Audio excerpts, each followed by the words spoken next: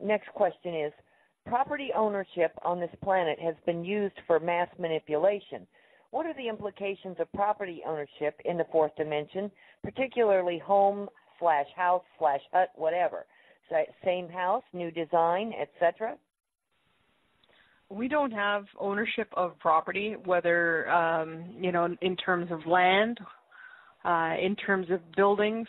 Again, these are societies that make heavy use of replicators. It's not necessary to own a car, a spaceship, a house, whatever. But that doesn't stop you from living in a house if you build it, or if you get it from a friend, or somebody gives it, says, hey, I made you this great house, why don't you go live in it? There's nothing stopping that. It's not a matter of paying taxes to the county or the government for it. It's not a matter of having title or ownership or deed. One way Tolek described it is if you find a great lake and you want to put up your cabin there, you can. Nothing's stopping you. Somebody else can also put their cabin up, and generally out of politeness, they're not going to put it right where it's going to be interfering with you, so you can both enjoy the lake in relative peace and comfort, and if you choose to interact with one another, you can, and that is my understanding as well. You can set yourself up a nice little house and live comfortably. Nobody's going to stop you. Nobody's going to come and take it away.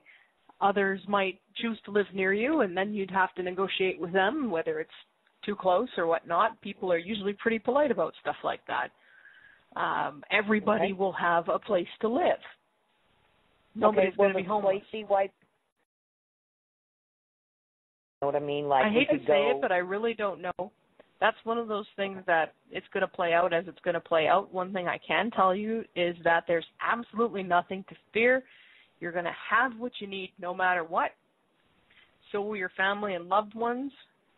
So you don't need to panic, you don't need to fear, you don't need to worry about this. Your needs will be taken care of one way or another. Yeah. When the Gnostics, Gnostics, mentioned the Archons, were they talking about the Greys and Anunnaki? I'm tongue-tied tonight. Anunnaki? Or the Archons and Anunnaki? Or are the Archons a different entity altogether? They're a different entity altogether. Yeah, the Archons that were referred to by the Gnostics and the Archons that are the same, as I understand it, as the Archons referred to by Robert M. Stanley, who got his terminology for them from the Gnostic texts and the Gnostic learnings. Those are what I call the Noom Dal Akaran, which in my language translates to bane of the living, and they are synthetic beings or organisms that are highly malicious that feed on the energy of human consciousness. These are also the ones that sit on your chest if you wake up in the middle of the night. They're the ones that sit on your chest, the chest sitters that leave people feeling terrified. That's also been referred to as the night hag, but they're the Noom Dal Akaran. They're horribly negative, and they can be destroyed. They're really not nice things at all. If you ground and center and radiate your own inner light, that usually drives them off. Still mind meditation will drive one off if it's attached to your consciousness. They really can't stand still mind meditation, and the more you do still mind meditation, the yuckier you taste to them, and the more likely they are to move on and find somebody else. If you're capable of destroying them with your own light, I'd say do so, because it's not nice to leave them loose to go off and find something else. They are involved with controlling human consciousness in that they try to manipulate people to generate negative energy. They are also working in conjunction with other controllers of human consciousness, such as the reptoids and other various negative species. They work out a pact in which, they'll go do what the other negatives want in return for having free reign down here to go do what they want. So it's sort of a I'll scratch your back if you scratch my back pact of evil, so to speak. Okay. Now, I don't like the term Archon anymore because people such as Cobra have used it for anyone and everyone who might be involved in controlling humans. So I really don't like using the term Archon anymore because of that. It's been diluted. There's no commonly held definition or commonly held explanation of precisely what that is. So I'd rather avoid using it. Okay.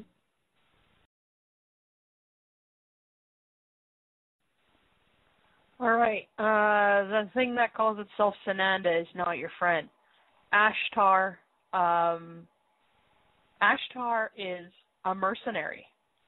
He and his crew showed up, said they were going to help, switched sides, and here we are. Stranding their own people who had come down and incarnated, and never really let them in on the fact. Not to mention, the entity known as Ashtar has since been killed. So I don't know whoever up there is claiming the name, but it ain't the original boy. There you go. The moon continues to be a problematic place. It's not a natural satellite. I know we've gone through this several times, so I'm not going to go much further into that. There's been bases all over the moon, both of good guys and bad guys, neutrals, and, you know, sometimes we'll discover something that we didn't even know about, and neither did anybody else.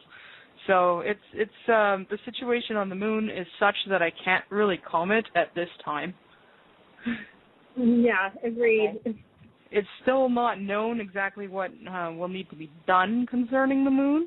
We may need to have another satellite, a different one. We do need a satellite in order to maintain tides and tectonic stability. Environmental stability and rotation of the planet, and yeah. So we do need a satellite, but it doesn't necessarily have to be old Luna, the reptoid ship.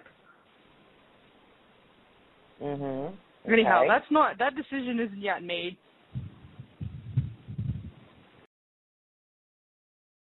Okay. Based on your knowledge, have any 3D planets in any universe history ever been able to fight off any 4D or 5D or non-physical negative invasions? Has anyone been able to fight? Okay. Has anyone been able to fight off this higher dimensional negative force without any help, and at the same time being dumped down and manipulated like us right now? No. This is the first. And that's why we stepped in, because usually when it gets to this bad, or, you know, it requires some kind of outside help to set things right. But yes, 3D planets have fought off higher dimensional invasions. It does happen. Usually in those cases, those people already know who they are, what they are. They have access to much greater tech base than we currently do as a public.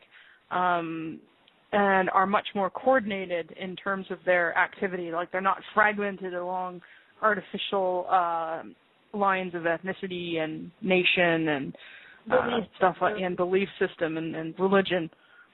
That's part of what all of this fragmentation in our own society is about. That is limiting us so that we can't be effective as a group. Okay. Divide and conquer, essentially. Yeah. Right. As they say, united we stand, divided we fall.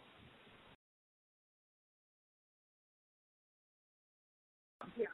And we, quite frankly, don't want to be babysitting for the rest of our existence or your existence, giving fish, right? There's some groups that might like the control that comes with that, but not us. We find it very, very wearisome, and it generally devolves into tyranny at some point, and we're not cool with that. We want to help support the knowledge base basically giving you guys the ability to develop your own solutions and your own tools and preserve that approach rather than just giving you what we've got and saying, here, go have fun.